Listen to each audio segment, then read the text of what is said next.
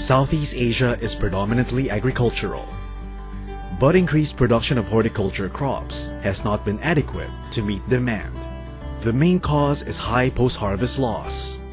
A Philippine survey on selected fruits and vegetables showed that post-harvest losses ranged from 32 to 78% or even higher under unfavorable circumstances such as typhoons and delayed shipment.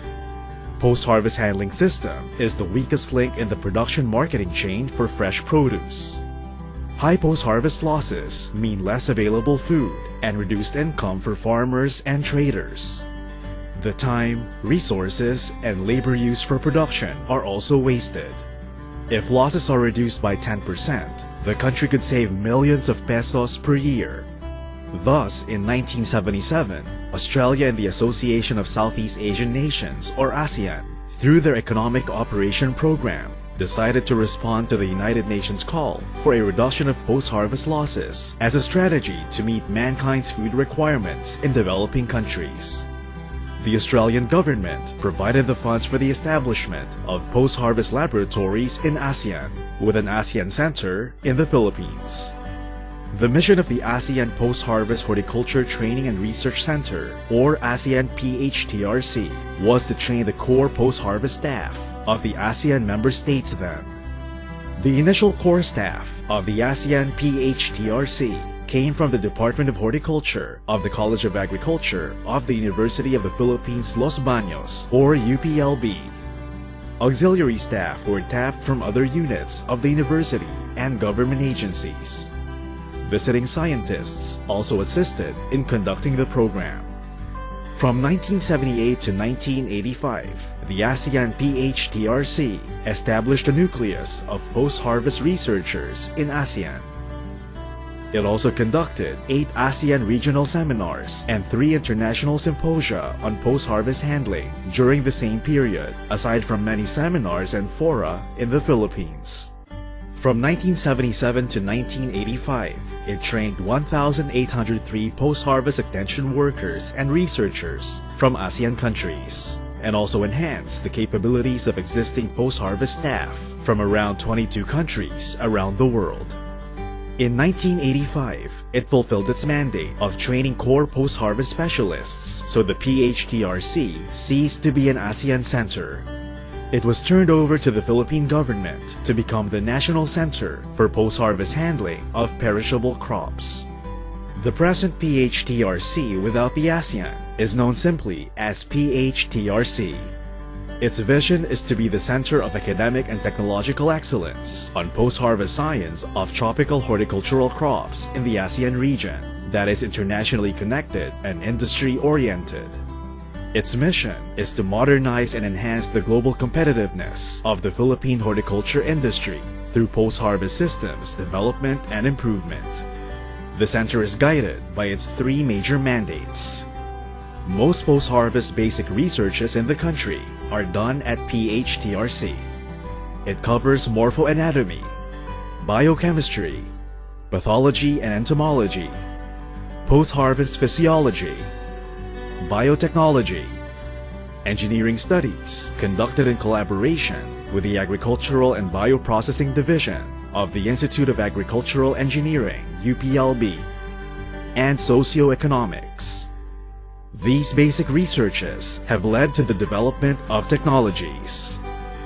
Flotation technique was developed to determine the right maturity of mango because immature fruits deteriorate fast and are more susceptible to physiological disorders. Coating pineapples with the wax emulsion developed by PHTRC reduces chilling injury of pineapple and enables it to be stored below its optimum temperature so it can be transported to more distant markets or stored for longer periods. Using the same kind of wax to coat mandarin oranges makes them shiny and decreases shriveling. Establishment of the best temperature for storage or shipping conditions for most crops resulted in keeping their quality for a much longer time.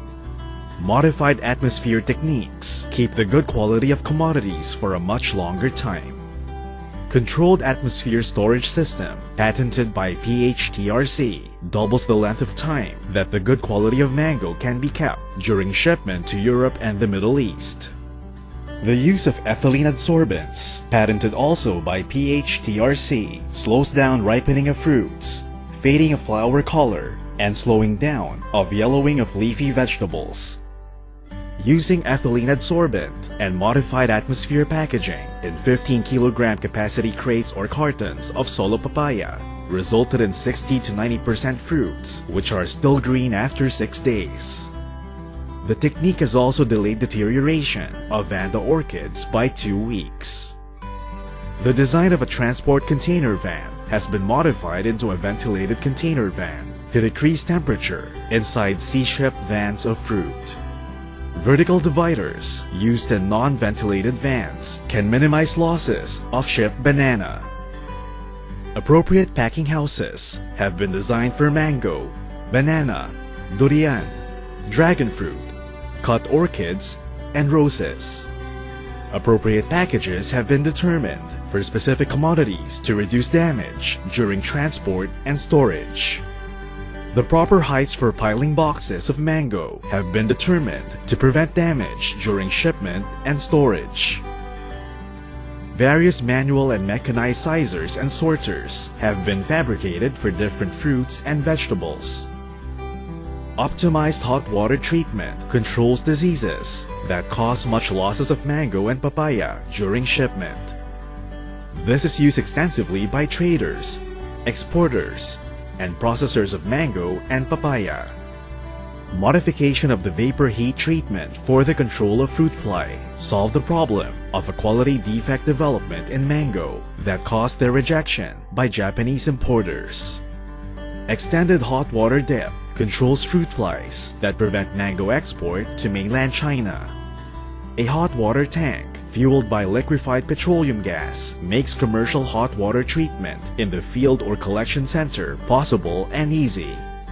A larger prototype tank with a capacity of 440 kilograms of fruit was developed in collaboration with the Institute of Agricultural Engineering.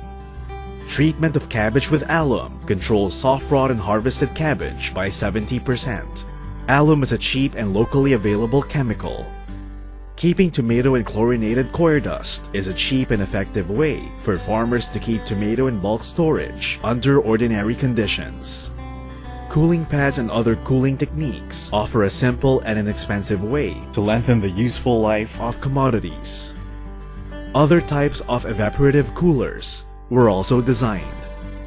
Cheap and readily available sources of ethylene have been identified for ripening banana and tomato. These are squash peel, Gliricidia or cacahuate leaves, and bilimbi or kamyas fruits. The proper system of preparing and washing cut-up fresh fruits and vegetables ready to cook or to eat have been devised to maintain their quality and safety during storage and sale. Partially dehusked young coconut dipped in sodium metabisulfite can be shipped overseas without browning and growth of molds. The preservative FloraFresh maintains cut flower quality for a long time in flower shops. Dry pack storage of roses, chrysanthemums, and gladiolus maintains their quality during cold storage. Sugar pulsing technique improves the quality of cut flowers taken from cold storage. Other component programs include post-harvest systems improvement, quality assurance and food safety, packaging, and raw material handling.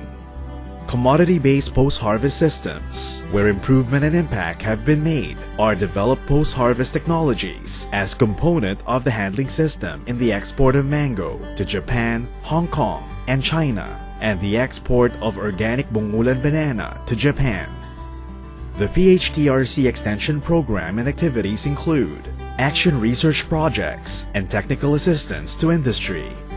PHTRC also offers summer short courses and regular courses for different industry stakeholders, holds conferences and study tours, participates in various agri-exhibits nationwide. The PHTRC has produced educational materials on post-harvest handling. It also continues to provide assistance to the horticulture industry, academic institutions, and research agencies. The PHTRC is the unit of UPLB that is pinpointed in the Agricultural Fisheries Modernization Act for post-harvest handling of perishables, and is recognized as co-organizer and exhibitor of the biggest agricultural show in the country, the AgriLink. These achievements were facilitated by its linkages with Philippine and international institutions as well as industry.